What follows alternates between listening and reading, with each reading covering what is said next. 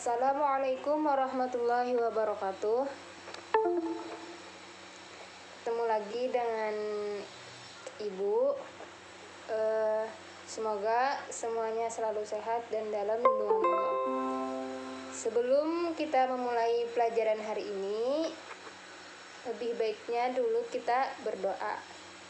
Untuk itu kita berdoa ya.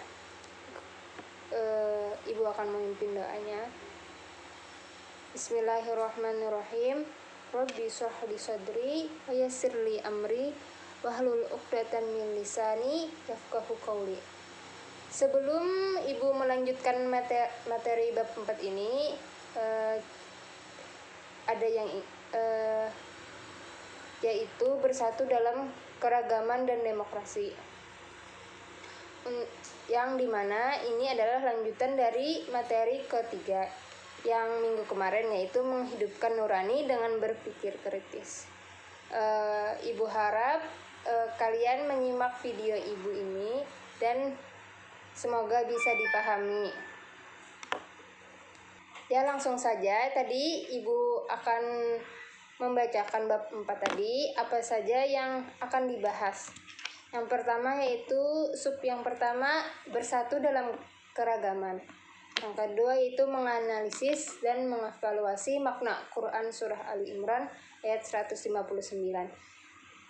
Serta demokrasi dan syura. Dan terakhir yaitu titik temu antara dua tadi, yaitu demokrasi dan syura. Memasuki yang pertama yaitu bersatu dalam keragaman. Simak ya. Kebinekaan atau keragaman atau perbedaan merupakan fakta yang tidak bisa dipungkiri. Nah, bahkan dalam Al-Quran sendiri menegaskan bahwa keragaman, perbedaan atau kemajumukan ini merupakan ketetapan Allah atau bisa disebutnya dengan sunatullah. Hal ini dapat dimaklumi bahwa perbedaan dan keragaman tadi merupakan keputusan Allah dan kehendak Allah pula. Jadi karena sunatullah tadi atau ketetapan Allah, maka semua umatnya akan diuji. Untuk keragaman pemahaman yang tadi sama-sama diuji tadi, kompleksnya permasalahan dalam kehidupan Islam memberikan sinyal bagaimana kaum muslimin menyelesaikan perbedaan dengan bermusyawarah dalam segala urusan. Kemudian berbeda pendapat dengan sesuatu, maka hendaknya kembalikanlah kepada Allah dan Rasulnya atau sunnahnya. Dan maksudnya kepada Allah yaitu Al-Quran atau pedoman kita. Terus kemudian jika kalian benar-benar beriman kepada Allah, janganlah kalian membenci antara kelompok, serta jangan berlaku tidak adil.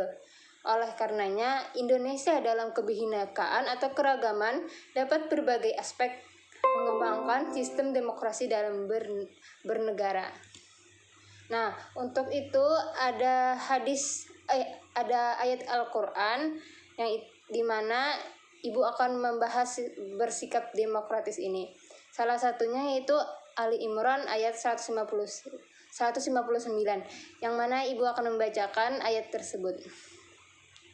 Fabima rahmatin minallahi linta lahum walau kunta faddan ghalidhal qalbi lanfaddu min hawlik fa'fu anhum wastaghfir lahum washawirhum fil amr fa idza azamta fatawakkal 'ala Allah innallaha yuhibbul mutawakkilin.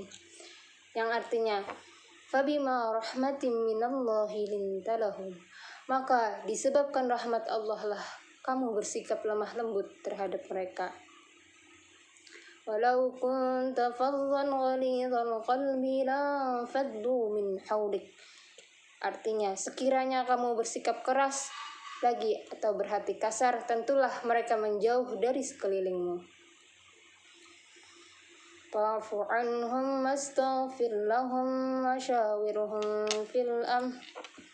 Karena itu, maafkanlah mereka, mohonlah ampunan bagi mereka, dan bermusyawarah dengan mereka dengan urusan itu. Wa idza azamta fatawakkal 'ala Allah, innallaha yuhibbul mutawakkilin. Kemudian apabila kamu telah membulatkan tekad, maka bertawakallah kepada Allah Subhanahu wa taala. Sesungguhnya Allah Subhanahu wa taala menyukai orang-orang yang bertawakal kepadanya. Nah, dalam ayat di atas tertera 3 sifat yang kita bisa ambil. Di antaranya yaitu sikap bermusyawarah, lemah lembut, kan wasyawirhum tadi. Terus lemah lembut tadi lintalahum, terus tidak kasar, walau ghalidan qalbi, kan tidak berhati keras. Rasulullah Shallallahu Alaihi Wasallam adalah orang yang paling suka bermusyawarah. Sikap rendah hati Rasulullah hanya satu dari akhlak sekian nabi yang contohkan, seperti kesabaran dan lapang dada untuk memberi maaf kepada semua orang yang bersalah. Baik diminta ataupun tidak. Nah, itu tadi ialah salah satu sifat Rasulullah, teladan terbaik dalam berakhlak. Untuk materi selanjutnya yaitu demokrasi dan syura. Nah, Ibu akan membahas satu-satu ya. Demokrasi ini diartikan dengan syura dalam Islam, karena adanya titik persamaan di antara keduanya. Nah, Ibu akan menjelaskan demokrasi dulu ya. Untuk demokrasi sendiri terdiri atas rangkaian demos yang berarti rakyat dan cetos yang berarti kekuasaan. Sedangkan menurut istilah, demokrasi dimaknai sebagai suatu konsep yang menghargai hak-hak dan kemampuan individu dalam kehidupan bermasyarakat. Nah, itu tadi demokrasi. Nah, sekarang yaitu syura. Nah, menurut bahasa dalam Kamus Majmu' Maqais al-Lughah, syura ini memiliki 2 pengertian, yaitu menampakkan atau memaparkan sesuatu atau mengambil sesuatu. Mungkin di sini ada banyak istilah, dan Ibu mengambil istilah dari Ibnu Al-Arabi Al-Maliki dengan Ahkam Al-Quran, mendefinisikan yaitu berkumpul untuk meminta pendapat dalam suatu permasalahan, sehingga peserta syura tadi saling mengeluarkan pendapat yang dimiliki. Nah, itu salah satu dari definisi menurut Ibnu Al-Arabi Al-Maliki. Untuk titik temu dari antara demokrasi syura ini, Ibu akan bahas ya. Dari beberapa definisi di atas tadi, kan syura tadi dapat memahami bahwa kebebasan berekspresi dan penyaluran pendapat dengan penuh keterbukaan dan kejujuran. Sedangkan demokrasi tadi menjangkau ruang lingkup yang lebih luas. Jadi demokrasi menyoal nilai-nilai, penghormatan dan potensi individu. Sedangkan penolakan terhadap kekuasaan tirani tadi memberi kesempatan kepada seluruh pihak untuk berpartisipasi dalam mengurus pemerintah. Nah, jadi tegasnya demokrasi itu bermain pada wilayah politik. Maka dari satu sisi, kan tadi itu syura yaitu bagian proses demokrasi. Nah, maksudnya nih, nilai-nilai yang diusung demokrasi terkandung dalam konsep yang sejalan dengan visi tadi.